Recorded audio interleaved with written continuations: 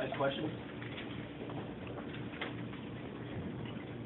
Peter, how satisfying is it to beat a team that a lot of people thought was the Stanley Cup's favorite? I think winning all series, winning games, winning series, I mean, that's what it's about in order to get to where you want to get to as a group. And at some point, you have to go through really good teams. Well, all teams are good, but, you know, you're right. There's something about Pittsburgh and, you know, their history recently and probably being favorites in a lot of people's minds. You know, to come out and play the way our group did in a series and be able to move on, I think it speaks volumes about our group. It's, you know, I think it's a real satisfying to be able to move on against that team. You know, a lot of people picked them, so we were underdogs. You know, we went out and did the things we had to do. Peter, you mentioned being satisfied in the blueprint of the game. For a coach, I mean, there's a lot of different ways to win a hockey game, but the way you did this, under pressure, score first, play tight D, ride at home, is that pretty much what you love to see? Yeah, satisfied beating them, not satisfied completely, but it was. I thought today was probably our best team game. You know, you look at the sheet, and at the end of the night, when you see 40 block shots, you know that there's a team that's committed to something, that wants to get to the next round, and they're phenomenal with what they did. Defensively, we did what we needed to do. Offensively, we got those chances and looks that we wanted to, but the big thing for me was defense, because that's a talented group. I think that's why, you know, a lot of teams, a lot of people liked Pittsburgh, because they're highly talented. They scored a lot of goals. They have that type of personnel. So defensively, to come in with the game we did today was just a really good job, not by one player or two players, but by all players. Peter, can you talk about a little bit about Giroux's leadership, you know, kind of how he's grown in the last couple of years into more of a leadership type role? Not only leadership, but I mean, his game tonight was monstrous. It really was. When the best player in the world comes up to you and tells you, I don't know who you're planning on starting tonight, but I want that first shift. I mean, that says everything you need to know about Claude Giroux right there. Any other questions, guys? Right here in the back, Coach. Maybe just to follow up on that on Claude. I don't know if you heard, but after Game 5, he was asked about, is the pressure on the Flyers now? He said, I hope so, because I love pressure. So for him to go to you, but as well to deliver the way he did, I mean, that's a heck of a way to back it up. Well, I'm agreeing. I mean, I just said that, so I'm agreeing with you. I'll say it again. Claude had a great game. It was from start to finish. He made sure that the Flyers moved on to the second round, along with every other guy in that locker room. But it does have to be led somewhere, and when your best players make a statement like that, you know, that's exactly what you need to happen.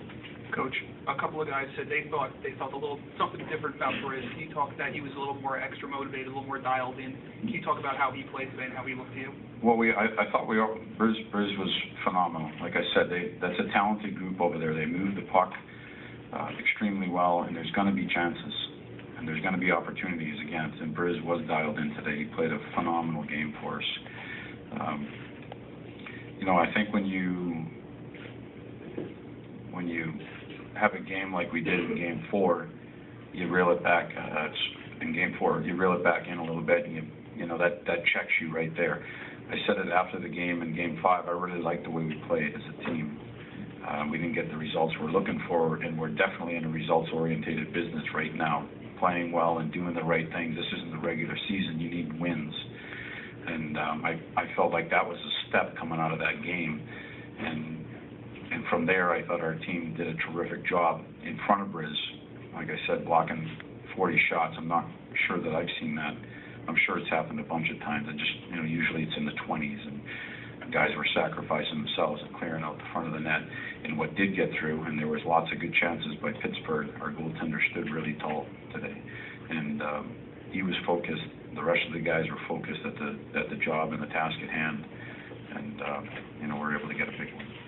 Peter, you're certainly familiar with this opponent, having played them 6 times in the regular season, but do you rely on Max Talbot at all in terms of maybe the scouting report, whether it's anything what they do structurally or maybe even individual tendencies for their players? I think anytime you get a player that's well-versed in the opponent, certainly you spend time with them. And Max and I had a lot of conversations in my office talking about personnel and players that we're not as familiar with that maybe come in because of injury or systems, and we go over it. Max is right there, and I think that helps. I think that goes throughout the league. I think you utilize what you can. So not only was Max great on the ice, maybe someday he'll be a great coach as well. Peter, considering that Gus didn't play much with the big team late in the year, are you surprised at the impact he made today? Every time Gus got sent back to the minors, I always said it was never about his play. He never got sent back because he couldn't cut it here or he couldn't do it. We had numbers and depth at the time, and based on injury right now and where we're at, Gus had an opportunity to step in today, and I thought, the way he handled his minutes and the opponent, because a lot of times it was against the Malkins and the Crosbys of the world, and that's not an easy task. And I thought he was defensively, he played a heck of a game. The goal's great. He walked in and he shot one, and he got a big goal for us. But the game that he played defensively was outstanding. Coach, how do you describe how tough it is for a rookie to excel at this level in this game? And your guys have done it not just in this series, but all season long. I think in the play, every time through the course of the regular season, there's been challenges, and every time that there's been a challenge, our group has responded. That's who we are. Coots did not get thrown into the fire today. He's been here all year. That's the Philadelphia Flyers. That's our makeup, and they're part of the fabric. They're not an additional piece, and we've relied on these guys in so many situations through the course of the year that it's almost like a preparation. And I had mentioned this before. At times, when you rely heavily on one person or one rookie to carry a franchise, you see sometimes that it's not.